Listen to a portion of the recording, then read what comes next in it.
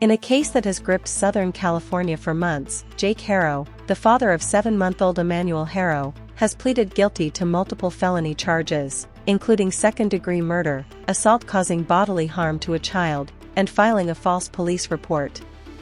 The plea came during a tense hearing in a Riverside County courtroom, marking a turning point in a case that began with confusion, public alarm, and a desperate search for a missing infant.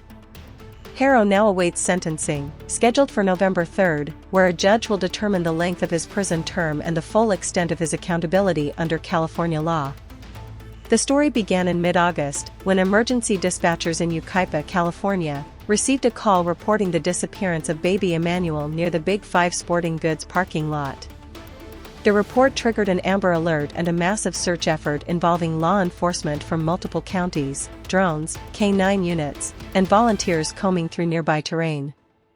The initial account provided by the family suggested that the infant had been kidnapped, sparking widespread concern and a flood of media attention across the Inland Empire and beyond. However, as the hours stretched into days, investigators began to question the details. Detectives from San Bernardino and Riverside counties noted discrepancies in the parents' statements. They reviewed surveillance footage, traced phone records, and gathered forensic evidence from the scene and the family's home. What began as a possible abduction quickly shifted into a criminal investigation centered on the people closest to the child. By late August, both parents, Jake and Rebecca Harrow, were taken into custody and charged in connection with Emanuel's disappearance. Each was initially held on $1 million bail and entered not guilty pleas. But behind the scenes, prosecutors and investigators continued building their case, carefully piecing together the events leading up to that August day. According to court filings, inconsistencies in timelines, conflicting witness statements, and evidence suggesting possible abuse raised the level of scrutiny on the household. In the weeks that followed, public pressure grew for answers. Flyers featuring Emanuel's photo remained posted across city streets. Community vigils were held, with neighbors and strangers praying for the child's safe return. But as investigators deepened their review, hope turned to heartbreak. The tone of press briefings shifted from search and rescue to search and recovery. Despite extensive ground efforts, authorities have not publicly confirmed locating Emanuel's remains, leaving a haunting absence at the center of the case. Now, with Jake Harrow's guilty plea, the case moves toward its sentencing phase. The plea represents a formal admission of responsibility for Emanuel's death and the surrounding acts that followed. Legal experts say it could mean avoiding a longer trial, but also signals that the weight of the evidence was overwhelming.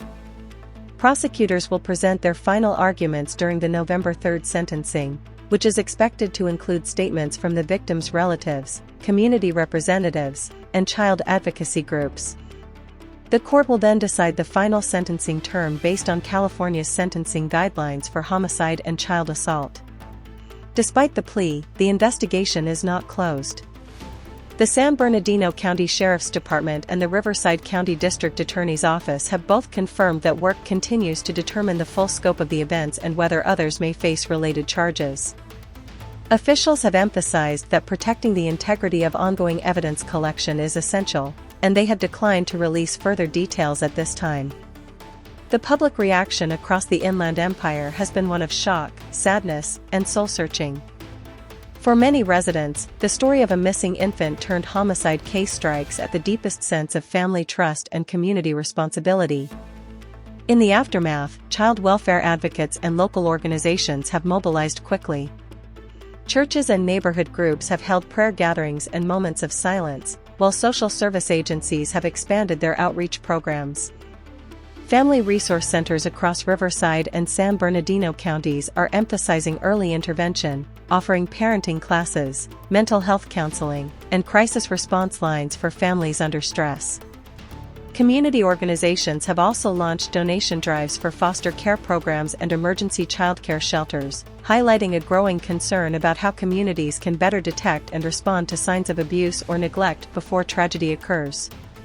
Authorities have confirmed that other children from the Harrow household have been placed under protective custody. Social workers are coordinating with family members to ensure their safety and provide counseling for trauma. Mental health experts say such cases often ripple far beyond the immediate family, impacting friends, neighbors, and entire communities who followed the story in real time. Prosecutors have reiterated their plea for the public to avoid speculation, online rumors, or misinformation. They stress that verified updates will come only from official sources such as the San Bernardino County Sheriff's Department, the Riverside County District Attorney's Office, and official court records. They note that unverified claims can disrupt both evidence collection and the emotional recovery of those involved. For the community, this case remains an open wound, a tragic reminder of how quickly an ordinary family story can descend into loss and confusion. While the guilty plea offers a measure of legal closure, it does not resolve the lingering question that so many continue to ask: what truly happened to baby Emanuel? Until the day his remains are recovered and the full truth is known, the case remains not just a legal matter but a deeply human one, symbolizing the thin line between protection and harm, between truth and concealment. Many eyes will turn once again to the Riverside courtroom, to hear the judge's words, to witness justice rendered, and to remember the 7-month-old whose name has become synonymous with heartbreak and unanswered questions. This is raw reality, the real story, unpolished, unfiltered, and deeply human. Like, comment, and subscribe for more real coverage. No gloss. No filter. Just truth.